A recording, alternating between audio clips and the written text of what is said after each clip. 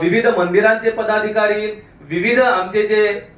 हिंदू धर्मामधील जाती जमाती आहेत त्यांचे सर्व पदाधिकारी, त्याच पद्धतीनं वेगवेगळ्या संप्रदायाचे पदाधिकारी आणि असे विविध ज्या आमच्या संस्था आहेत, ज्या धर्म कार्य म्हणा समाज कार्यासाठी कार्यरत आहेत, असे विविध नेते या कार्यक्रमामध्ये आपला सहभाग दर्शवणार आहेत. पूजनीय सद्गुरू माऊलींचा आशीर्वचन आणि हा जो संकल्प पूज्य सद्गुरू ब्रह्मेशानंदाचार्य स्वामीजींच्या अधिष्ठानाखाली आपण घेणार आहोत की गोव्यातील प्रत्येक हिंदू कुटुंबातील एक युवक जो आहे, हा युवक प्रभू श्रीरामचंद्रांच्या कार्यासाठी समर्पित होण्यासाठी जो दिव्य संकल्प आज या म्हापशामध्ये होणार आहे, त्या संकल्पामध्ये अनेक युवा सहभागी होत आहेत आणि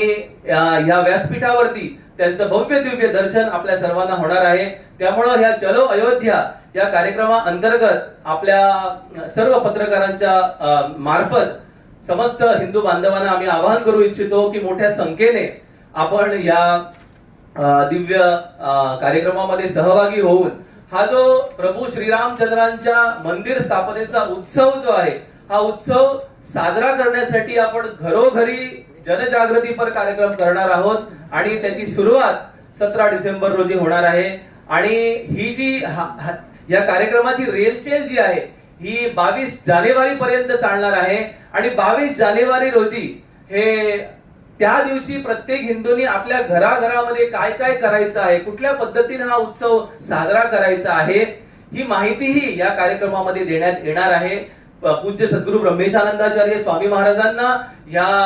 मूर्ती प्रतिष्ठापनेचं विधिवत उद्घाटन आपल्या निमंत्रण आलेलं आहे. त्यामुळे पूज्य सद्गुरू ब्रह्मेशानंदाचार्य स्वामी महाराजांची पावन उपस्थिती या मंदिर स्थापनेला लाभणार आहे आणि त्या अंतर्गत या